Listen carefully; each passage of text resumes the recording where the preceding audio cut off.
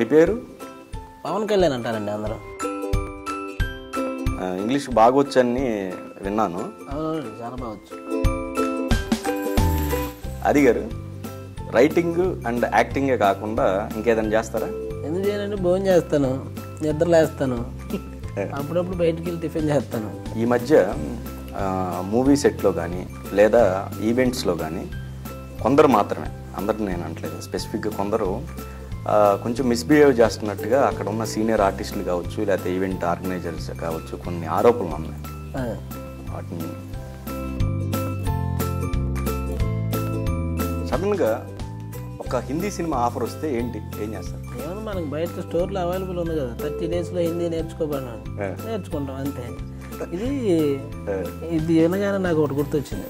ఒకసారి ఒక అమెరికా నుంచి ఒక డాక్టర్ వచ్చాడంట మన ఇండియాకి, దిగాడు. అక్కడ దిగ్గానే, ఎయిర్పోర్ట్లో దిగ్గానే ఒక బుక్ చదువుతున్నాడు. అది చూశాడు, షాక్ అయ్యాడు, చచ్చాడు వాడు. అంతే. వాడు ఏం చదువుతున్నాడు అంటే 30 daysలో డాక్టర్ అవ్వడం ఎలా అని చదువుతున్నాడు. అంత టాలెంట్ ఉంది కదా, జబర్దస్త్ బిఫోర్ మీ టాలెంట్ని ఎవరు గుర్తించలేదా? జబర్దస్త్ బిఫోర్ అంటే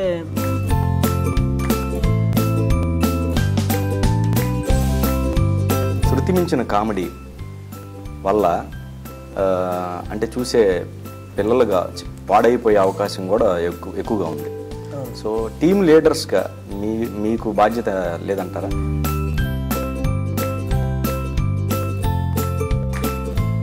అసలు మీ ఇద్దరి మధ్య కోఆర్డినేషన్ ఎలా కుదిరింది? ఆ కాంబినేషన్ చూసే వెంటనే డిసైడ్ చేసేసారు, హైపర్ ఆది రైజింగ్ రాజు అని.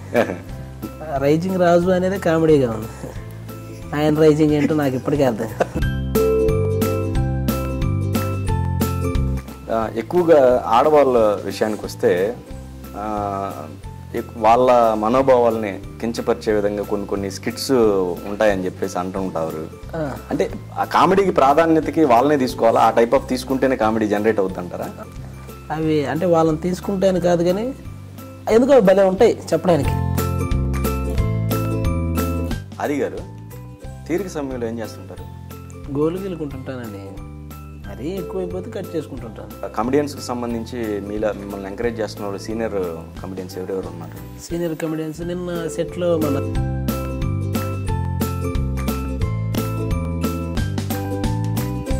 ఇక్కడ అనాల్సిన డైలాగ్ అక్కడెక్కడ అంటుంటారు. నోట్లో మేకేమైనా పెట్టుకున్నావా, మాట్లాడు.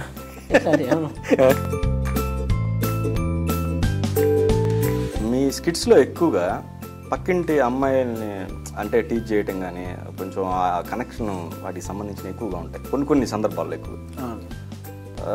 అంటే నిజ జీవితంలో కూడా అలాంటి ఎక్స్పీరియన్స్ ఏమైనా ఉన్నాయా? మన పక్కింట్లో 60 ఏళ్ళ బామ్మ ఉంటుంది, ఆమెతో మనం ఏం చేస్తాం, అయితే రోడ్డు దాటిస్తాం.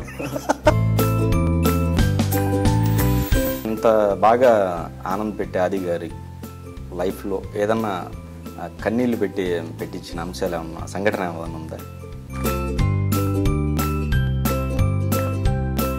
మొక్కే కదా అని పీకేస్తే పేక కోస్తా, ట్రాన్స్లేట్ చేయండి.